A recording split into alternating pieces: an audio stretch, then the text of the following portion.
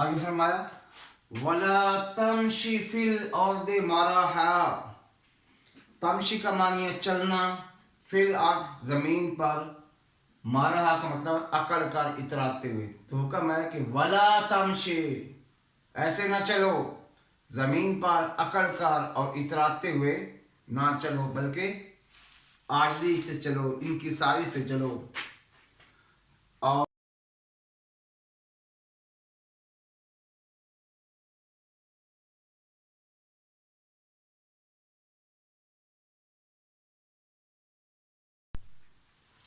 الحمدللہ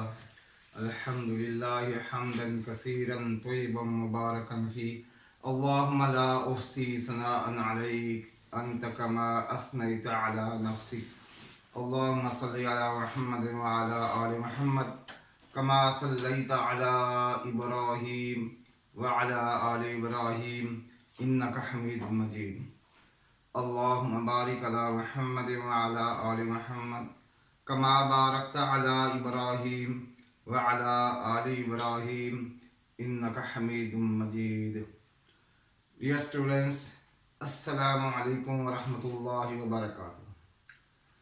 اسٹوڈنٹس، سورۃ بنی اسرائیل کا یہ آخری لیکچر ہے اور اس میں ہم ترجمہ سیکھیں گے، تو آئیے سٹارٹ کرتے ہیں۔ اعوذ باللہ من الشیطان الرجیم، بسم اللہ الرحمن الرحیم۔ وَأَوْفُوا الْكَيْلَ، اور پورا کرو تم ناپ کو، کیل کا معنی ناپ، میجرمنٹس، اِذَا كِلْتُم، جب بھی تم ناپو، کوئی میجرمنٹ کرنی ہے اس کو صحیح طور پر میجرمنٹ کی جائے۔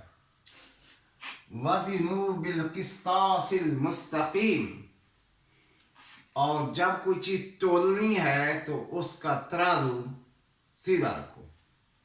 یہ احکامات ہیں۔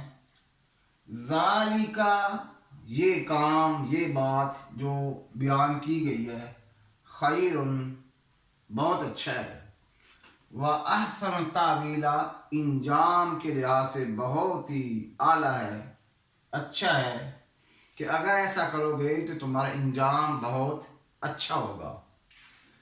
نیکسٹ فرمایا وَلَا تَقْفُ مَا لَيْسَ لَكَ بِهِ عِلْم، جس چیز کا تمہیں علم نہیں اس بات کے پیچھے نہ پڑو، یعنی جس کام کی تمہیں ضرورت نہیں ہے اس کے پیچھے نہ پڑو۔ ان السمع، بے شک کان، سمع کان، والبصر آنکھ، والفؤاد اور دل، کل اولئک کان عنہ مسئولا، کہ یہ جواب دہ ہیں، ان سب سے پوچھا جائے گا۔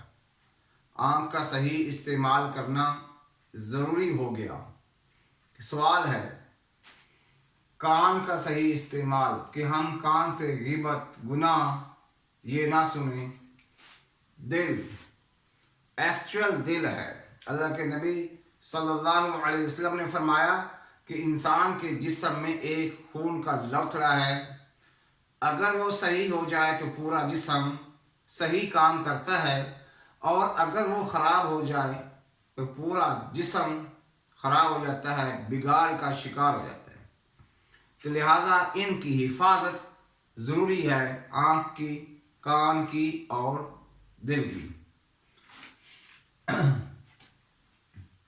آگے فرمایا وَلَا تَمْشِ فِي الْأَرْضِ مَرَحًا، تمشی کا معنی ہے چلنا، فی الارض زمین پر، مارہا کا مطلب اکڑ کر اتراتے ہوئے، تو حکم ہے کہ وَلَا تَمْشِ، ایسے نہ چلو زمین پر اکڑ کر اور اتراتے ہوئے نہ چلو، بلکہ عاجزی سے چلو، انکساری سے چلو۔ اور اللہ نے فرمایا اِنَّكَ لَن تَخْرِقَ الْأَرْضَ، ایسا اکڑ کر چلنے سے تم زمین کو پھاڑ نہیں سکتے، کہ اگر اکڑ کر ایڑیوں کے بعد چلو گے زمین کو نہیں پھاڑ سکتے۔ वलन तबलुगल जिबाला तूला, और ना ही तुम ऐसा करने से पहाड़ों की बुलंदियों को पहुंच सकते हो। लिहाजा तकब्बुर अल्लाह के लिए रवा है, तकब्बुर अल्लाह की चादर है, तकब्बुर से चलने से मना किया गया है।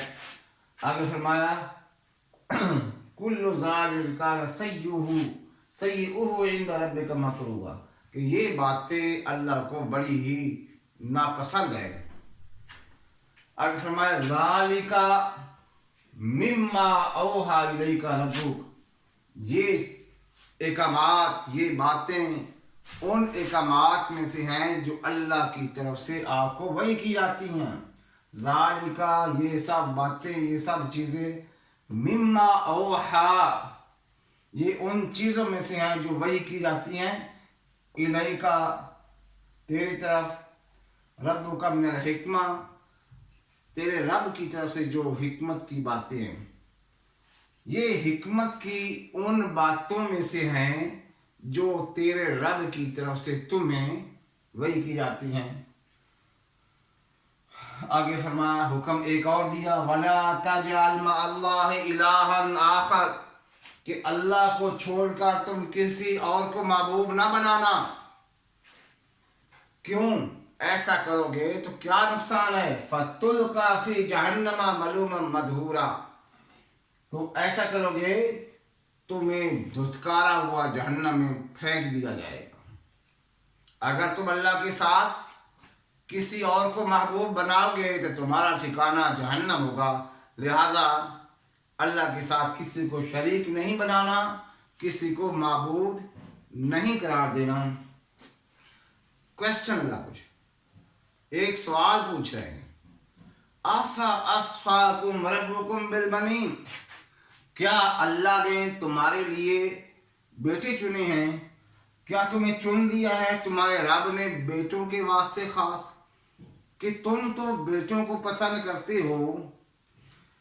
वत्तखज़ मिनल मलाइकति इनासा, और अल्लाह ने अपने लिए बेटियां रख ली हैं। मुशरिकीन मक्का फरिश्तों को अल्लाह की बेटियां कहते थे। तो अल्लाह ताला एक सवाल पूछ रहे हैं कि तुम्हें बेटे पसंद हैं तो अल्लाह के लिए तुम फरिश्तों को बेटियां कहते हो, कितनी जुल्म की बात है। तो फरमाया इन्नकुम लतक़ूलूना क़ौलन अज़ीमा,